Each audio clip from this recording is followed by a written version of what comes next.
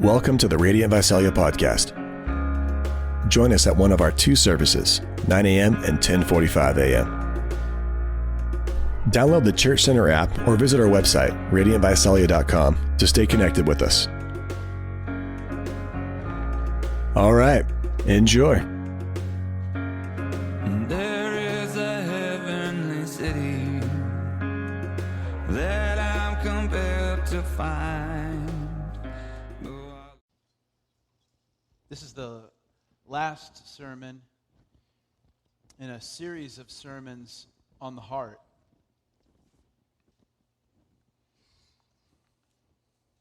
And I feel glad about that. I'm experiencing some soul-searching fatigue. And if you remember, the first week we talked about keeping your heart with all vigilance, or guarding your heart. And that was a very convicting sermon for me. It was one of those, I don't do that sermons. And then the next week we talked about trusting the Lord with all your heart, and that also was pretty convicting. And then we talked about forgiving from the heart, and that was bad too. And then we talked about words that flow from your heart, and now I've been wrapped up in a bunch of conversations about my words and the power of my words. And so I'm done with this. And no, seriously, the truth is that this is the end of a series of sermons on the heart. But we'll be back here next week talking about the heart, and the week after that talking about the heart. And so this isn't the end. And so take heart. He's overcome the world, and we're going to keep trucking. Keep trusting Him. The very first week, if you remember, we talked about guarding your heart, keeping your heart, why we should pay attention to the heart. And besides it being extremely important to God, He looks on the heart. He cares about who you are, and who you are is the very heart. Your heart is not just your feelings, emotions, and affections. A biblical definition of the heart includes those things, but it's actually your very essence, what makes you you. Your very core. God cares about what's going on the inside. But the other reason we care about what's going on in our hearts is that these passages, I'll read 3 different translations of the same verse.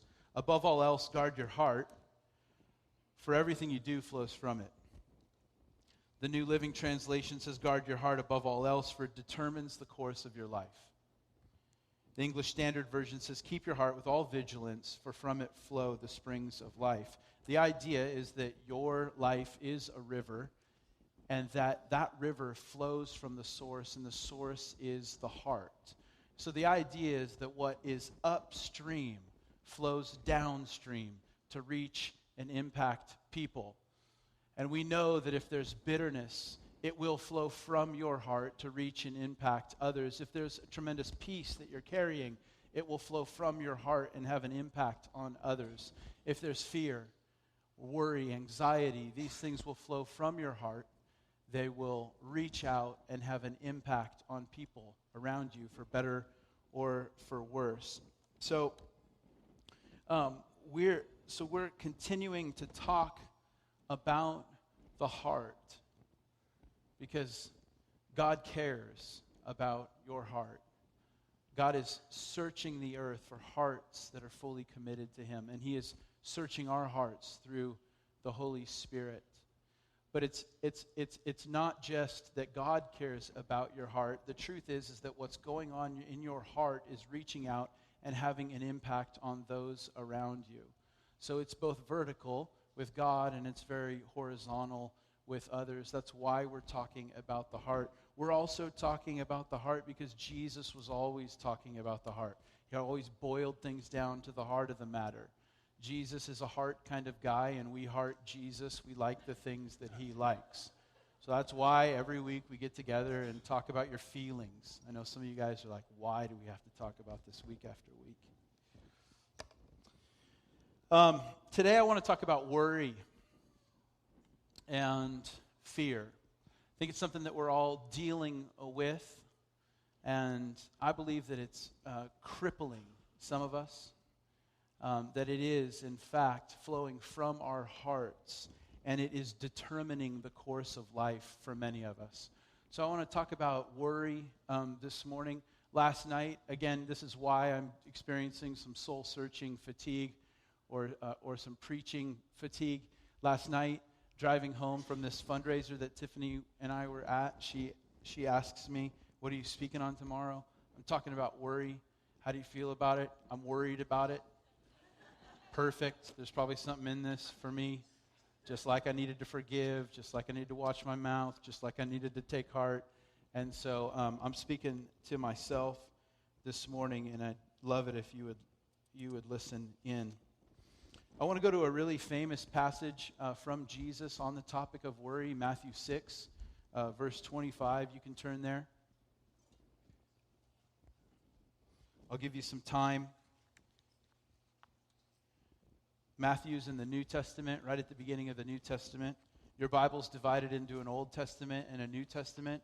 The Old Testament is old, and the New Testament is old, so good luck finding Matthew. It's towards the back.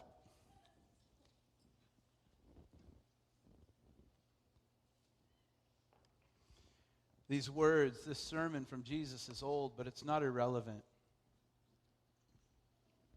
It spoke very directly to where I'm at.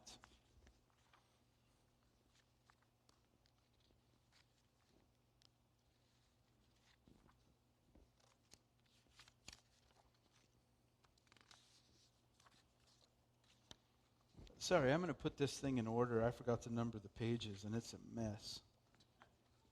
So before we get started, I'd like to... Matthew 6, starting in verse 25.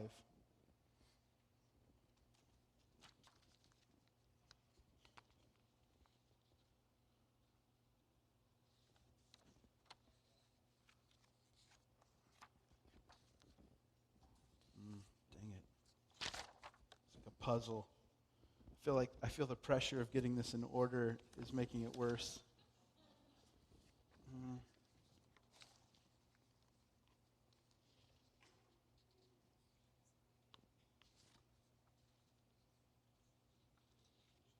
Okay, all right.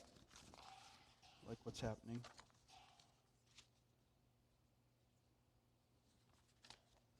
All right. Here we go. Matthew 6, verse 25.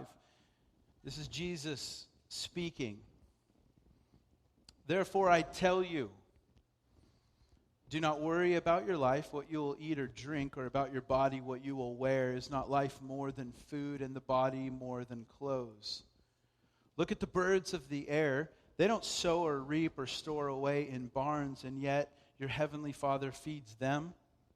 Are you not much more valuable than they? Can any one of you, by worrying, add a single hour to your life? And why do you worry about clothes? See how the flowers of the field grow. They do not labor or spin. Yet I tell you that not even Solomon in all his splendor was dressed like one of these. If that is how God clothes the grass of the field, which is here today and tomorrow is thrown into the fire, will he not much more clothe you of little faith? So do not worry, saying, what shall we eat, or what shall we drink, or what shall we wear? For the pagans run after all these things. And your heavenly Father knows that you need them. But seek first his kingdom and his righteousness, and all these things will be given to you as well. Therefore, do not worry about tomorrow, for tomorrow will worry about itself. Each day has enough trouble of its own. This is if I can say this, I think you know what I mean, but this is Jesus at his best. I know he was always at his best, but this is Jesus at his Jesusness. It's good. Jesus speaking directly to our worry. Some of your translations read anxiety, speaking specifically to what we deal with so often. And what I want to say to you this morning is that we deal with worry and anxiety by confessing it as sin. Confessing it as sin. Confessing it because it needs to see daylight. Some of you are holding on to things and questions. There are what ifs floating around in there, and you need to get them out there and subject them to the light. You need to let people speak in to the fears and the worry that you're facing. And so I would invite you to confess it, but don't just confess it. A lot of times we have an easy time talking about what's causing us anxiety, what's causing us to worry, and what's causing us fear. I would invite you to confess it as sin. And I have seen, and I'm young, and I don't have a lot of experience, but in my short, limited experience, I've seen something of a shift where we no longer call things sin, we call it an issue. I know, I've got issues. It's no longer a sin that needs to be removed, but it's an issue that we need to learn how to cope with. It's no longer a sin that needs to be taken away. It's a personality trait. It's just the way I am. I'm just fearful. God knit me this way. So don't just talk about it. Don't just confess it. Don't just air it. Confess it as sin. The command here, this is a command. Do not worry. Do not worry. Can I remind you of the other do nots we were given? The other thou shalt nots. The ones that we take seriously because we don't take this seriously. You're justified in your worry. Certainly Jesus wouldn't expect us not to worry. Certainly he doesn't mean what he says. I fear, I am worried that Jesus is dead serious when he says, do not worry. That we're to take this command just like we take the other commands, like do not murder, do not commit adultery, do not lie. This is a command. Do not worry. You can't be a Christ follower and be racked with anxiety or worry.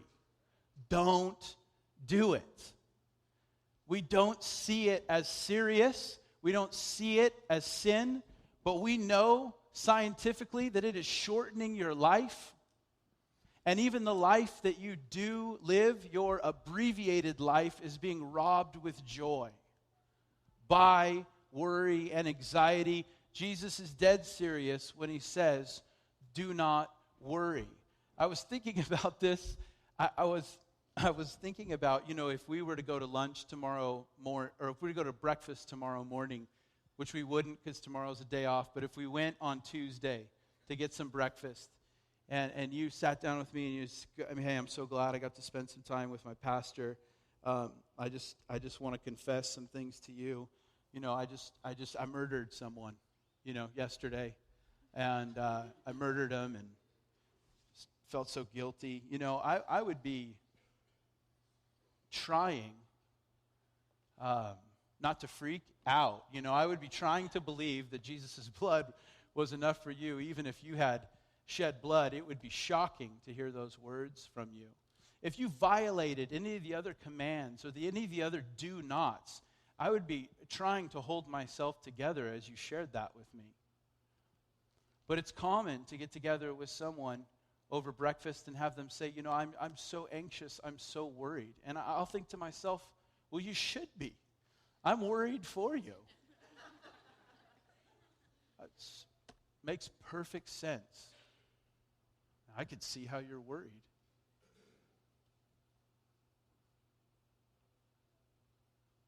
Do you treat it this seriously, like it is in fact a command? As serious as all the other thou shalt nots that are etched in stone? Do you see it as sin, and do you confess it? I am shocked by how Jesus deals with people who are dealing with fear. It's usually with a rebuke. And a part of me is thinking, well, I think they're justified. Their ship is sinking, bro. It's taking on water. They're going to die. And he gets up and he rebukes them. And I'm totally intrigued by this passage in particular, where Jesus doesn't coddle those dealing with fear. He doesn't caress or pet. He comes with a club. And he's like, what are you doing? It's pointless. Who can add anything to their life through worry? Who can add anything to the situation by being anxious? It's totally pointless. And it's pagan. You're acting like you don't have a father. And I don't know about you, but that's not how I respond to people who are dealing with anxiety and fear and worry. I think the situation's pretty shallow, pretty fragile. And so I think to myself, the best approach to this would be to come and caress. Oh, I can see why you're so racked with fear. It makes total sense. And I'm worried that Jesus would have stepped in and said something completely different, which was, this is pointless. He doesn't even give us spiritual reasons to not worry. This is totally practical. If you're here and you don't even believe in Jesus, hear this. This isn't a spiritual reason not to worry. It's a totally practical reason not to worry. Pointless. You're wasting time. And then he moves to the spiritual after he addresses the practical, and he says, pagan. You're acting like those who don't have a father in heaven. You're acting not like children of the Most High God, but you're acting like pagans, those who don't know Jesus, those who don't know and follow God. You're acting like them. And I would say to you, Jesus is coming with a club for your worry and anxiety. He doesn't understand it. He's not caressing it. He's not coddling you. He's coming with hard words. And the reason he's coming with hard words is because he cares about you. And he is not going to coddle the thing that's killing you. He's not going to caress the thing that's stealing your joy and stealing your strength. He's going to deal seriously with it, and you should deal seriously with it. It's a do not. It's a command. What a cool thing. Like, I know that some of you think, well, I don't want to become a Christian because it's just full of rules. Well, here's one of the rules. You're not allowed to worry. That's one of them. Don't do it. You can't follow Jesus and keep doing this. And he doesn't come to tell you it's okay and to baby you. He comes with a club to deal harshly with the thing that's killing you and robbing you. Jesus is constantly encountering people as we read the accounts of his life and saying to them, do not fear. Fear not. I think the reason that it is so serious to Jesus, the reason he takes worry and anxiety seriously, is because it doesn't just have to do with your circumstances.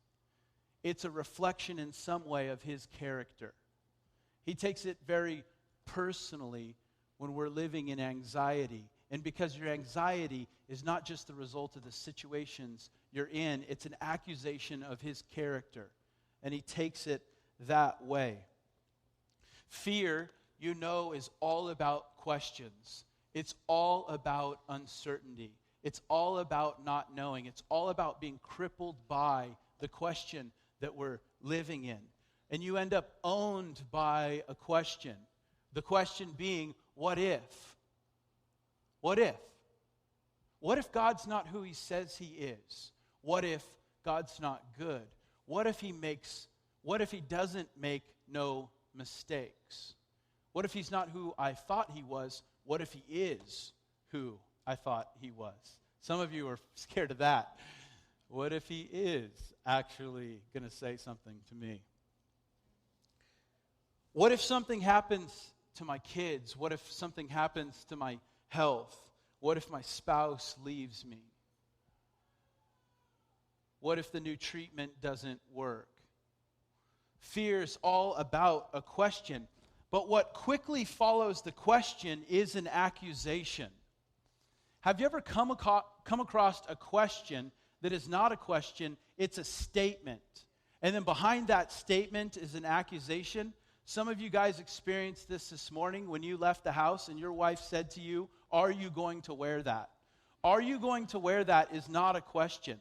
Are you going to wear that is a statement, and behind that statement is an accusation that you have poor taste.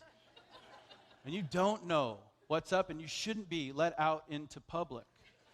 Another question that is not a question, it's a statement, and behind it, there's something behind the question. Are you going to eat that is not a question. That's a statement. Can I have the rest of that? We've just masked statements in questions to be polite. And I think Jesus knows because he's always getting to the heart of matters. He's always bringing it back to the heart. And so he knows that it's not just a question. That behind that question is a statement. And that there's something of an accusation behind the question. Is he holy? Is he good? Is he dad? If he's a dad, what kind of dad is he? Your worry is saying something about him. That's why he wants to deal with it. Your worry is saying something about him. I'm going to invite you into an idea that what you feel is just thoughts trapped in your body. That your feelings are thoughts trapped in your body, that there's actually something behind or motivating the feelings that you're having. If that's true, and the anxiety, worry, and fear that you feel is just thoughts trapped in your body, what is worry saying? And who is it saying to? I want to show you this in a very familiar story about Jesus and his disciples getting caught in a storm. Don't turn there. Stay in Matthew 6. But I want you to see the connection between our questions and our accusations. When evening had come, Jesus said to them, "Let's cross over to the other side." Now when they had left the multitude, they took him along in the boat as he was, and other little boats were also with him, and a great windstorm arose, and the waves beat into the boat, so that it was already filling. But he was in the stern, asleep on a pillow. And they awoke him and said to him, "Teacher, do you not care that we are perishing?" Then he rose and rebuked the wind and said to the sea, "Peace, be still." And the wind ceased, and there was a great calm. And then he turned and he rebuked his disciples, and he said to them, "Why are you so fearful?" I don't know. Maybe because our ship is sinking. Maybe because we're taking on water. Maybe because we're going to drown while you sleep. Our eyes are wide with panic and your eyes are shut in sleep. Maybe that's why we're fearful. Full on rebukes them. How is it that you have no faith? How is it, after walking with me, that you have no faith? Again, this is I would read this story and think to myself, if people asked me that, I'd say, well, I can understand. I mean, it's crazy out there. I'd be worried too. That's not what he says. And it's not what he says to people who are bound in fear. Again, it's not because he doesn't care about you. He cares deeply about you. That's why he's going to club the thing that's killing you. You don't need to be babied.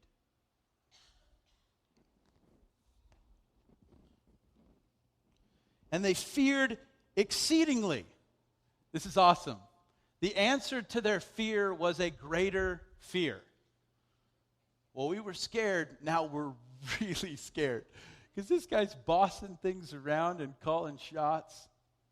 Man, hey, the answer to your fear is to get a greater fear. It's not no fear. I don't care what your shirt or sticker says. The answer to your fear is not the absence of fear. It's just simply a greater fear. That's what Jesus said. Oh, you fear these people and all they can do is kill you. It's like, yeah, totally. I would fear the one who can destroy both the body and the soul. Whoa. The answer to your fear is to get a greater fear. I've experienced this a few times in my life. For whatever reason, every time I walk out onto a pier with my family, the ocean just scares me to death. I hate it. It's awesome. It's terrible. The ocean is so vast and mysterious. It's just, I don't like it. Yeah, powerful. There's something about the ocean that's just kind of like, hey, respect me. And I'll walk out on the pier, and I'll think to myself, like, what if Avery fell off? Does anyone have irrational thoughts when you're in fear? So what if one of my kids fell off? And I'm like planning my approach. Well, I'm going to dive off the pier this way, make sure not to land on her, and then swim her to shore. It's going to be cold, but I'm going to make it because I'm going to be all jacked up on adrenaline. I'm like making this approach, Because the truth is that I have a fear of the ocean. I have a fear of heights, but I have a greater fear of losing Avery. And I would face those fears. I would take them on. So the answer to your fears is not just no fear. The answer to your fears is a greater fear. They feared him exceedingly. I want you to notice a few things in this passage. The first thing, Jesus gets in a boat. His followers go with him, right? And then the very next sentence is that a great storm arose on the lake. You would think that there'd be a better second sentence than that. They get in the boat with Jesus, they sail out, they cast the nets, and they just slay the trout, And then they bring it in and they just watch a sunset. And they sing some worship songs on that boat. And Jesus says all kinds of pithy things to them, as they sings them to sleep that night. It's like we would want a better sentence than that. But you need to understand, just because right now you're in something of a storm, that you're right where Jesus would have you. That you got on the boat with him, you boarded the ship, you set sail, and now you're facing something of a storm. For those of you getting baptized next week, you need to know that you're going to get on this boat, set sail with Captain Jesus, and you might face some storms, and those storms are put in place to refine your faith. Know that. I also want you to see how fear corrodes our confidence in God's goodness. Your worry, you might not think it's saying anything. It will corrode your confidence in God's goodness. These guys wake Jesus up, and they do not ask him, Jesus, can you calm the storm? We've seen you exercise authority over all kinds of things. Can you do this too?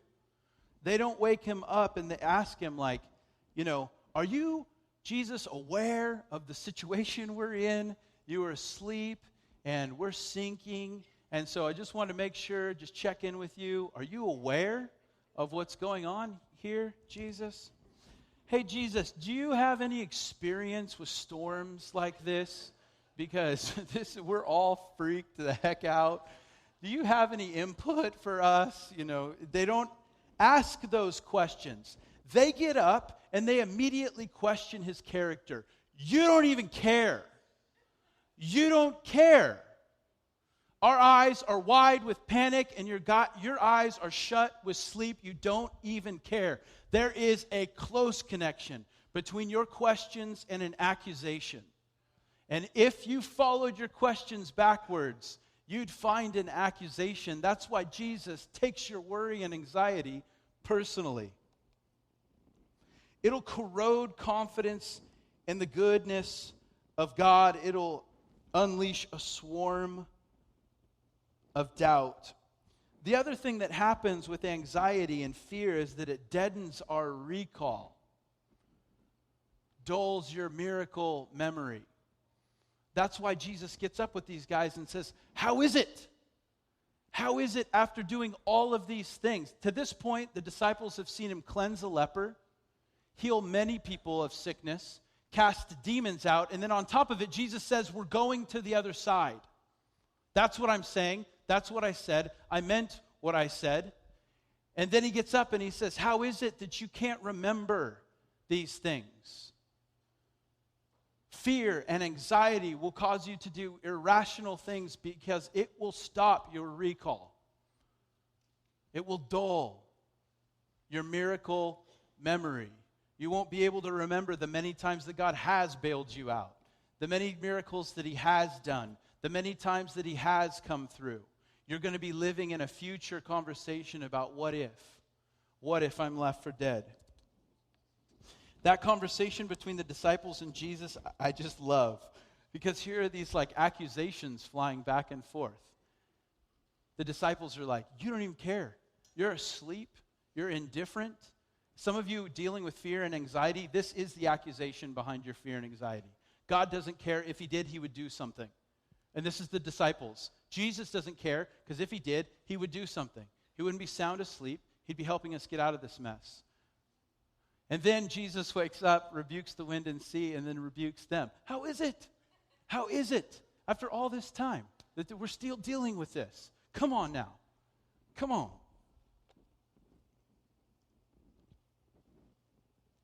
So how do we do it?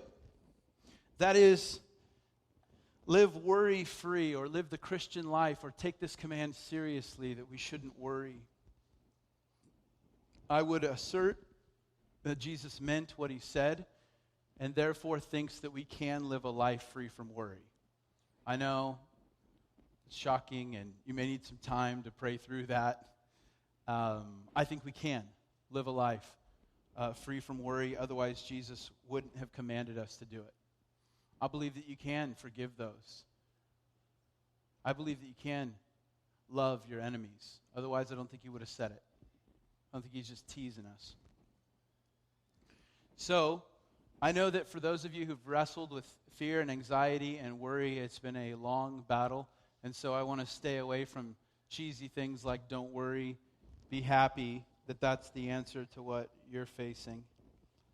But I do see two things in this passage in Matthew chapter 6, and I want to point them out to you. I genuinely believe, again, in a very limited experience, that the people who live worry-free lives have set their priorities. I get that from verse 33 that says, seek first the kingdom of God. Seek first the kingdom of God and his righteousness, and all these things will be given to you as well. That the people that I see that seem to be living worry-free are the people that have set their priorities. They're saying, this is what matters, and these are the things that don't matter. They're saying, this is in, this is what I'm about, and this is out. This is what I'm not about.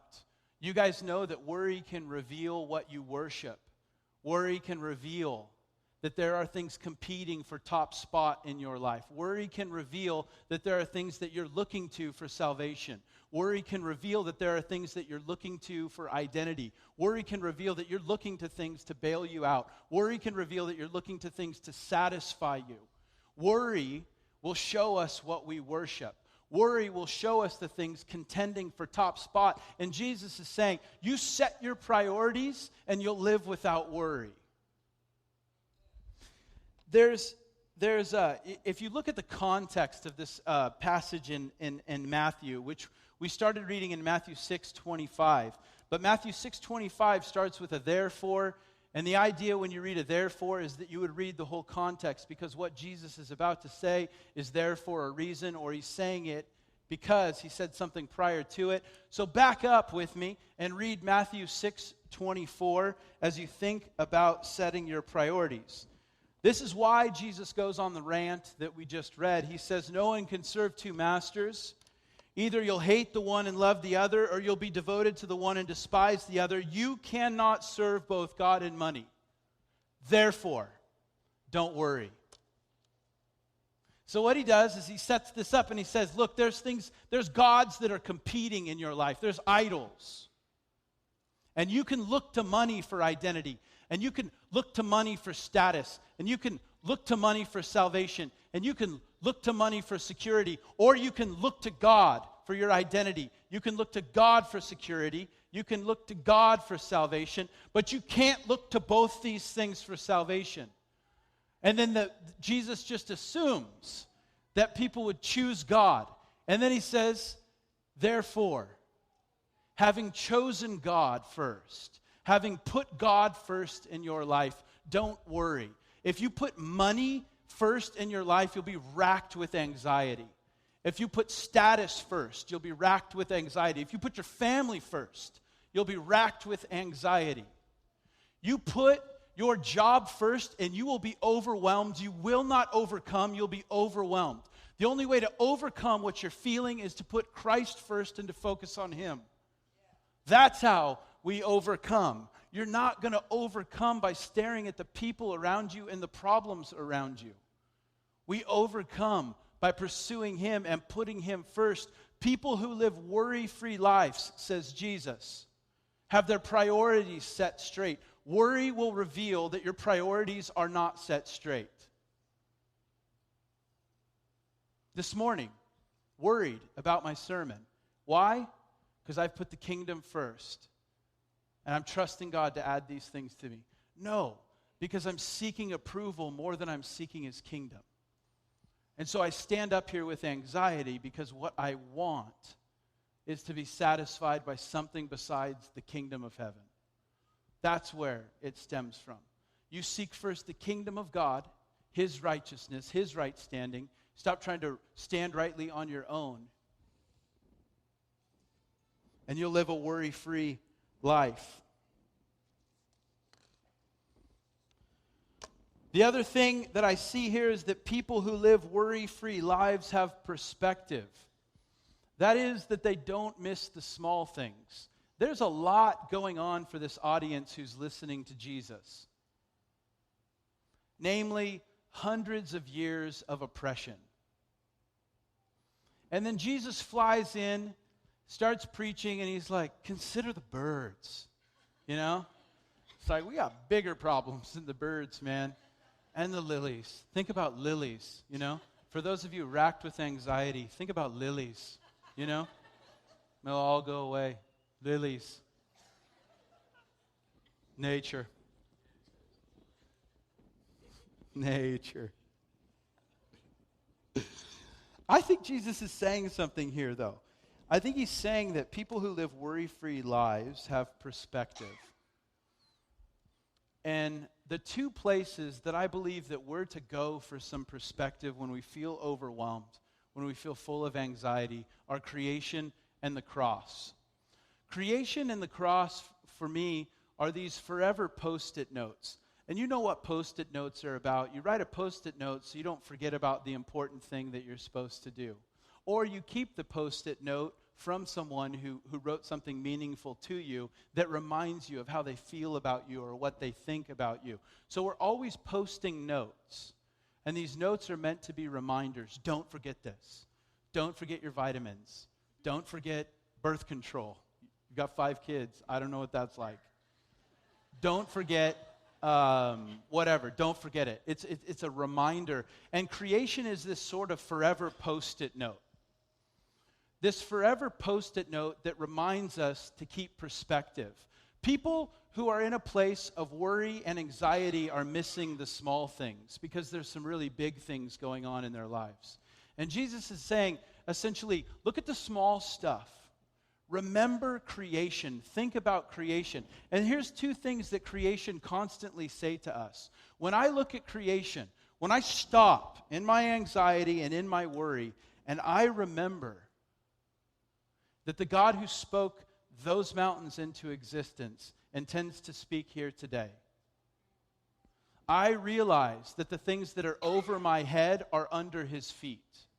When you stop and look up at the universe, your view of God grows. And when your view of God increases, your worry and anxiety decreases. I would say those of us who are racked with anxiety are also racked with a small view of God. And Jesus is saying, look at creation. Remember creation.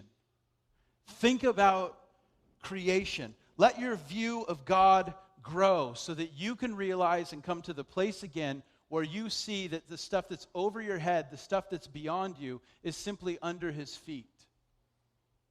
That he's capable, that he's able. Remember these things when you look at creation. The other thing we see when we look at creation is design. It's unbelievable the way things have been designed. Sometimes I just cut an orange in half and I just stare at the design of it. So much attention to detail. So much to the design, which again reminds us that if there's such intricate design, then we have a designer, which is something that you need to know when you're in the middle of a storm. Because it feels like chaos. It feels like he's distant. He's certainly not speaking to you. And you think, has he left us? And the thing that we see when we look at creation is that we have a designer. That he is intimately involved in the details. That he's not left us, but he's with us. Listen to this out of Psalm 19. It says this in regards to perspective and what creation provides us with. The heavens declare the glory of God. The skies proclaim the work of his hands. Day after day they pour forth speech. Night after night they reveal knowledge.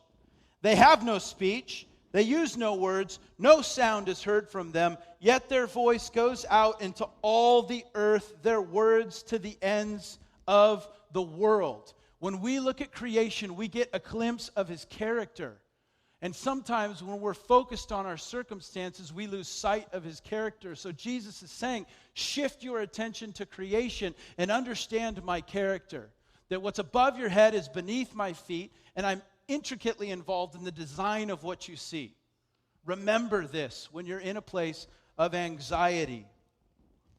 If you're going to soak in something and overcome what's overwhelming you, stare at creation. Take time. Don't be overwhelmed, but take time to look at creation. You get perspective. For since the creation of the world, Romans 1:20 says, God's invisible qualities, his eternal power, his divine nature have been clearly seen, being understood from what has been made, so that people are without an excuse. So the next time we see the sunrise, we stop. You know, I know you're on the way to work because you got to get there early, because you got to get a lot done, and you're overwhelmed with what you've got to do. But as you drive to work, you stop all that sound. You stop all that mess, and you stare at a rising sun, and you tell yourself, God is faithful, faithful, faithful. He's faithful. Creation is one of God's amazing reminders that he's bigger than you, and he's bigger than your circumstances, and he's bigger than the situation that you're facing. The cross is also a constant reminder of who God is, his character, and how he works as well. The cross is it. The cross is not our milk and then we move on to meat. No. I've heard about the cross. We talked about that. I got saved and I believed. No, we're talking about right now applying what you said you believed to your current situation. So I think in some ways it's easy to believe Jesus for the big things, like, yeah, I receive that, and I believe him for heaven, and I believe him to have paid and atoned for my sin. I believe him for these things. That's no problem, Trav, but I'm struggling to believe him till the end of the month. We're talking about applying what you say you believe to the situations that you're in right now. This is not milk and then we move on to meat. Paul said, I've got one message. I've got one message, and that's Christ crucified. There's nothing else. Well, tell us about the deeper stuff. What about the greater revelation? There is no greater revelation of God than the cross. There's nothing more than that. I got one message, Christ crucified. I've got one message, the cross. And we know, we've read Paul's books. He's got a lot of other things to say, things that are super confusing. I got one message. This is not milk and then you move on to meat. This is it. This is the meat of our faith. It's the cross. And this symbol represents so much for us. We don't just apply this to our eternal security or a destination, but we apply this to our anxiety and fear. Let me tell you what the cross says. The sermon that the cross preaches, the way the cross gives us perspective when we're in a time of suffering and trial. At the cross, a God who seems unfair is actually executing righteousness and justice. Jesus is screaming from the cross, God, why have you forsaken me? At the cross, a God who seems unfair is actually executing righteousness and justice. We all, when we start facing trouble, start asking the question, why do bad things happen to good people? At the cross, the worst thing happened to the best person. That's what took place at the cross. And yet we know that in what seemed to be unfair, God was executing righteousness and justice. At the cross, when we come to the place of the cross, we see that what brought massive disappointment worked out for our deliverance. Everyone who's following Jesus up to this point is thinking, he's the guy. We're going to win one. Then he gets crucified. It's over. Guys are going back to their jobs. What was massively disappointing works out for our deliverance. And some of you that are wrapped up in worry and fear and anxiety need to know that what is causing disappointment right now will work out for your deliverance. You also need to know right now, you need to understand the cross and understand that when God seems unfair, he can be executing righteousness and justice. We know that on the other side of the cross. We're fortunate to live on the other side of the cross. Those that were walking with Jesus thought it's all over. At the cross, a God who is conquered becomes victorious through death. I mean, what in the world? I know what I'll do. I'll die. The God who is conquered, the God who is crushed, the God who seems to lose, is victorious over death. At the cross, you see a God who is silent but still present, and the silence is on purpose. That's what you see when you come to the cross. God seems silent, yet he's present, and his silence has a purpose. Those of you racked with anxiety, need to know that a God who seems silent is present with you, and his silence is on purpose. We know that. We get that perspective from the cross. At the cross, a God who seems absent is sovereign and involved. A God-forsaken day becomes a day that we will celebrate for eternity. Surely God is not a part of this. Surely this was not God's plan. And we will continue to celebrate the cross for ages to come. We're getting together next Sunday to celebrate the work of Jesus, a God-forsaken day. At the cross, you see a God who's sovereign over what's incredibly confusing. So here's the idea, worship team, would you guys come? Because of the perspective we get from creation, because of the perspective that we get from the cross, we do what 1 Peter 5 tells us to do, and we cast our cares on him. We cast our worries on him. We cast our anxiety on him because he cares for us. We don't cast it on him just because he can deal with it. We cast it on him because he cares for us. And I know that when we hear this word cast, we think about fishing.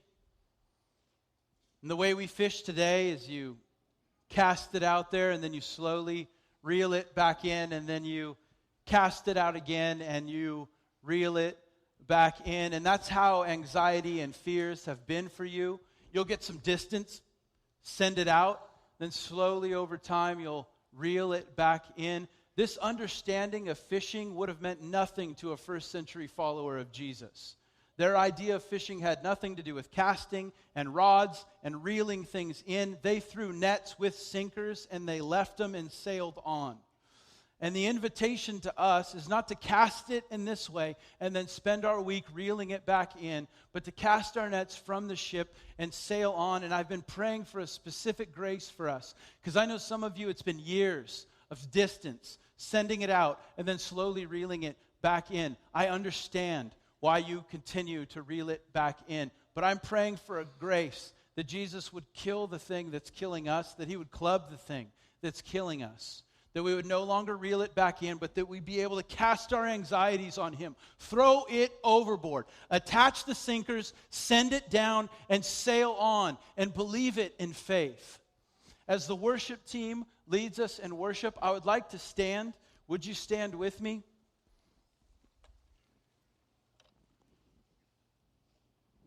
I'm going to pray for us for a gift of faith, because I know some of you have sent this stuff out and reeled it back in for years. And pray for faith, that we could trust him. It says something about him. Your questions are not just questions. Jesus, I pray that you give us a gift of fresh faith. You are always rebuking those who are worried and in fear and saying, where is your faith, O you of little faith? I pray that you would give us right now, having heard from your word, the gift of faith. I pray for power right now to come on this church, that we could not cast it and reel it back in, but we could cast it, send it to the bottom, and sail on. God, give us power. I'm believing you, Lord, that preaching from this day forward in my life will not be filled with anxiety and worry, but that you'll deliver me. That what has led to disappointment will turn out for my deliverance. I'm believing that. I'm stepping forward in that. I pray for those who constantly are dealing with anxiety surrounding people and problems and situations. I pray for faith to come into their hearts, that they would know that I'm leaving here today differently. I will never pick this up in the same way. I pray for faith to grow in our hearts. Come and set us free.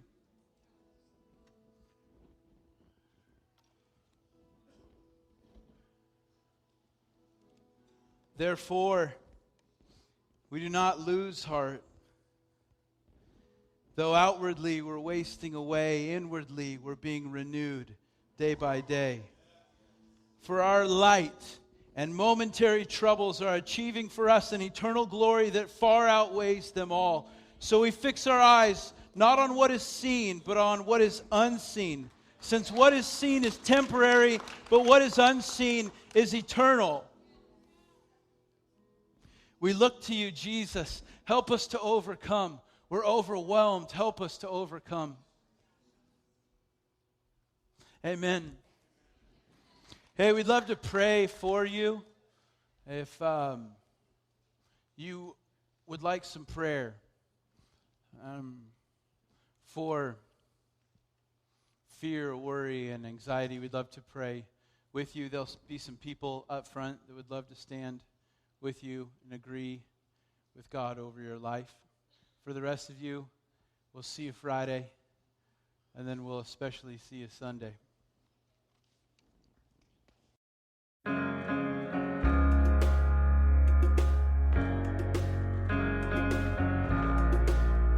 Thanks for listening. We want to be a resource for you as you walk with Jesus. So please connect with us at radiantvisalia.com. Until next time. There is a heavenly city that I'm compelled to find. Though I love the flowers and trees and the smell of the grinding sea and all the beautiful things here in life. And I'm a pilgrim here on the side of the grave.